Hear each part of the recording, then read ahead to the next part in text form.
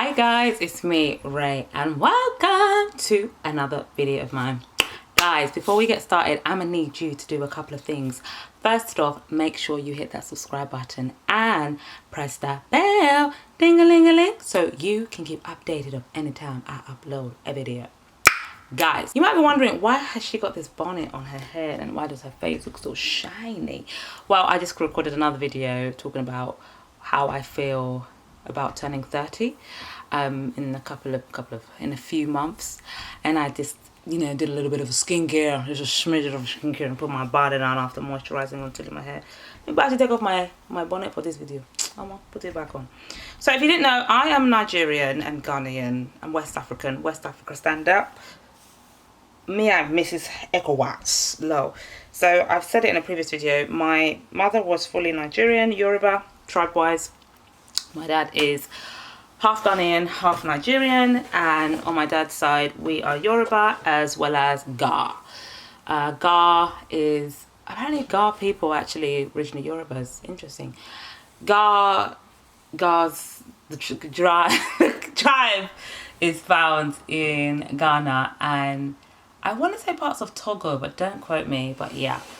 So I grew up in a home that was predominantly Nigerian. So in terms of my exposure to the world, it was through a Nigerian lens because of my mother. So it was a mix of very, very Nigerian, and then you would leave your home and you were in a very English environment, and that's because I'm British, born and bred in the UK. So you had these two cultures that have intermingled and intertwined and made me who I am. Growing up, my parents would always comment on, things that happened in West Africa, especially Nigeria, because that's where they came from. That's where they came from. And yeah, very interesting. I think my parents' experience also encouraged me and was a catalyst in me deciding to study anthropology. Yeah girl, I studied what's anthropology? Anthropology is the study of people and cultures. So I studied anthropology. I went to SOAS, School of Oriental and African Studies, and I remember I did a module on West Africa because I'm West African and I'm just absolutely fascinated by that place. I was even very privileged to I'm gonna call it live. I lived in Nigeria for 2 months. Okay, some people are like, that's not living. Well, girl, it is. And prior to that, I was in Senegal for 4 months, and whilst I was in Senegal, I also went to Guinea-Bissau, Gambia, and I've been to Ghana as well. I've also driven through Togo and Benin, but I don't count that as having gone to, yeah. But yeah, I've been to Senegal, Guinea-Bissau, Gambia, and Nigeria. I probably missed another one. Did I say? I think I said all the ones I've been to. I've been to Morocco, but that's not West Africa. So I have a real love for West Africa. I love the diversity within the culture. I do like the climate. I'm yet to go to any other African places apart from Morocco. Can't wait to go to Kenya. Can't wait to go to SA. I would love to go to those places. But yeah, West Africa has a special place to me because it's where my family's from, that's where we're from, that's where our background's from, that's what has shaped me in many ways. So I have a passion for it, and having studied anthropology and learning a bit more about the culture and then living within the region and working within the region, visiting and traveling across the region, the love and the interest grew further. So and yeah, to the point that it's made me really want to invest in Nigeria. And when you think about investment, everyone just thinks, oh, she wants to start a business. I don't think it's just that. I think it's investing in your family out there. So if it's a case where you fund certain things or support businesses that are within the region, there's so many ways in which you can invest. Even investing is going on holiday and helping the economy by traveling there, helping the economy. You buy stuff. That's the way when you're investing your time and your money in a place. Investment is not always about setting up business.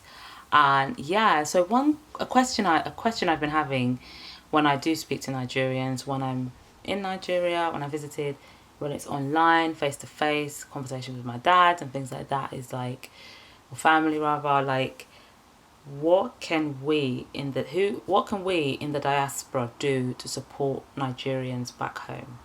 So the most typical or most common method is through, is it remittance? Remittance, I think the word is. Essentially just giving money to family members back there. So you might have family there that are in need of school fees. They might be in need of chop money to buy food, for clothes and all these basic things. And typically the typical model is you just send money over, whether it's by all these, is it MoneyGram, Western Union, Sendwaves. I wish there was one something one day. I've been using Sendwaves before I saw it on YouTube. My Ghanaian cousin, he put me on it actually. So yeah, that's how we typically help. That's one way we help. We give money. But the thing about giving money to people in that part of the world is helpful for a moment, but it's not sustainable. It doesn't necessarily give them that autonomy, do you know what I mean, to like fend for themselves. If you know anything about Nigeria and across the region, and I think it's more applicable to Yoruba, so I'm from a Yoruba background, so I'm quite familiar with the Yoruba culture, and I do have some exposure, and I have had some exposure to the Igbo culture. That's through friendships, or you just watch and you read stuff. So I definitely know, like, I'm not too sure about the smaller tribes, like the Edo tribe. I have family that live in Edo. Anyway, and I have cousins that are like half Edo, half Yoruba. But anyway, but I do think this is actually from the north to the south of Nigeria. We as a people, Nigerians as a people, are very ostentatious, are very like proud. So a Nigerian would, I'm generalizing here, but like I said, I think this type of generalization is okay. A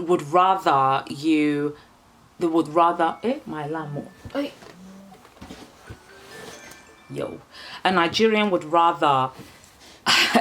rather buy things for themselves, would rather be able to be in a position where they can fend for themselves, as opposed to you giving them.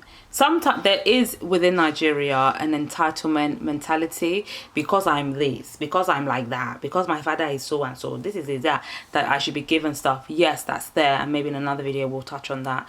But one thing I can definitely say, through observation, through just exposure to the culture, especially the Yoruba culture, they would rather you teach them how to fish so they can fish for themselves, because there's a pride in being able to fend for yourself, to be able to provide and not have handouts. It's almost like, oh my days, we don't want people to know that we're suffering. Let's suffer within our home and everyone in the home know, but going outside, people don't need to know that very thing. So I'm saying all of this to say, it's like, giving money is great, but it's not sustainable. It's not sustainable in terms of it can impact the confidence of your family and your friends a little bit. It's like, oh, every day I'm handing out for handout.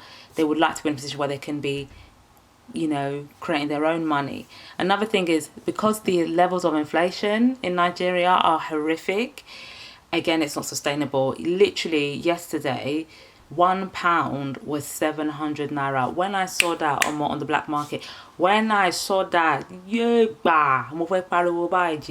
I was like, what?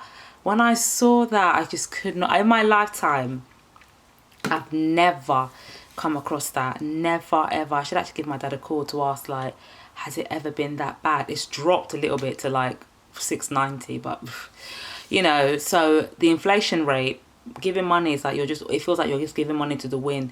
Because if you give your family money, yeah, it might be a lot of money when they convert it there, but then you have to remember, with inflation, it doesn't just mean, oh, the money's gone up, the money has gone up, cost of living will go up as well. So it's like you're just pumping money into something that's just a bit of a mess. Do you know what I mean? So it's almost, what can we do to really support? What can we do other than giving money? Okay, a friend of mine, I was talking to one of my peers on Twitter, and then they were on about education, so re-educating Nigerians, not just saying go to school and things like that, but even about issues in Nigeria, and even challenging some of the issues within Nigeria, and encouraging people to like do it another way, do things another way.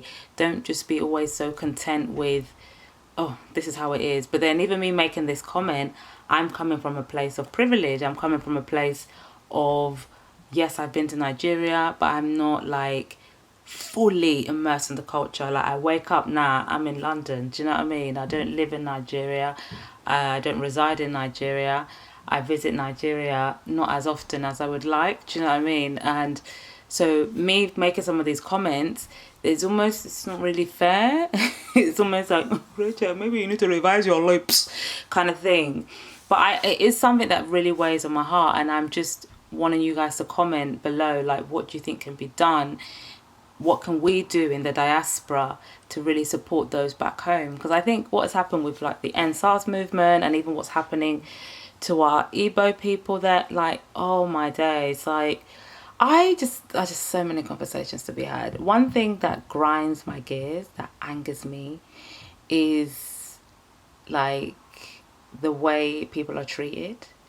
And I don't care what anybody says, right? I feel like Igbos are the most bullied people in that Nigeria. And maybe I'm wrong, but it just seems there's always one agenda to say Igbo this, Igbo that. And I'm just like, what have they done? What have they done? Like, we had a whole civil war to essentially wipe them out, and no one has come forward really to apologize. People that didn't die from the war, that survived, all their homes and properties were looted, by fellow Nigerians. There were also things of people had like money taken, and one of my mates, he's Igbo, and he was telling me, and I think I saw this on a documentary, people were given, was it then 20 Nigerian pounds? Or more. I don't even know anyway. But yeah, that's a whole nother topic on its own. But yeah, I've just touched on education, re-educating people about how to do things a better way, and going to school. Business is one that's often said about investing in Nigeria. It's one that conversations I've had with people that they've said this. Another one that I think that's it really. There's also people talk about there needs to be investment in security, but then I'm thinking, we that are here, how can we help with, I don't know if we can really help with the issues around insecurity in Nigeria. Surely that's something that those on the motherland have to sort out. Is it a case we fund projects to help with insecurity? What exactly are we doing? Like here, this video is not me giving ideas out. It's honestly me just speaking and trying to think of ideas on how to help that place. Because as much as I'm British to the core, love crumpets, hate tea, thoroughly love, enjoying talking about the weather, I am very passionate about Nigeria, very passionate. And where I can, I help with my prayers, or with the typical, you donate or you go and visit Nigeria and put money in the economy that way. Do you know what I mean? But there's still things that I think, of course, there's a lot that needs to be done, and it'll be so interesting to hear from you guys, and very helpful to hear your suggestions, because I ain't got all the answers and I'm really open to learning. If you also have books you can recommend about Nigeria, documentaries that I can watch, please do leave them below, because I don't know why this calling is there. I think, yes, the influence of my parents when they talk about this place, and how their faces would light up when they talk about Nigeria. And there's also times they'll not be so joyous, not so happy about what's happening. And I think since there is a large amount of Nigerians that live outside of Nigeria, whether they're like myself, whether they're first generation British born or Western yada yada born, there is an attachment to that place. This video is all over the place, and I really do apologize. But one thing I would say, I think I've touched on it. The NSARS movement was absolutely phenomenal. I think my friend, one of my peers, was telling me that it really did open up the eyes of many Nigerians and re-educated them about a number of things. But I think with the NSARS, it's like things have gone quiet, but it just seems like things are going to be happening, because as I'm talking to you now, like there are like the Igbo population in the East are I don't want to say allegedly, because I'm sorry, when people are sharing video and you see the evidence, is it allegedly or we can see literally being obliterated? And for me, what angers me is like today or this weekend, right, it's bank holiday, it's Monday, and celebrating having the remembrance of those that lost their lives. And is this today to choose to be killing people? It's just like people are sick, but that's a whole nother story. Stop killing Igbos, please, you know. But anyway, I would like to, just leave a comment, suggestions. I'm really open to learning about that part of the world a bit more. What can be done? So, guys, this video is all over the place. I'm sorry. Thank you so much for watching. Have a good day. Ray.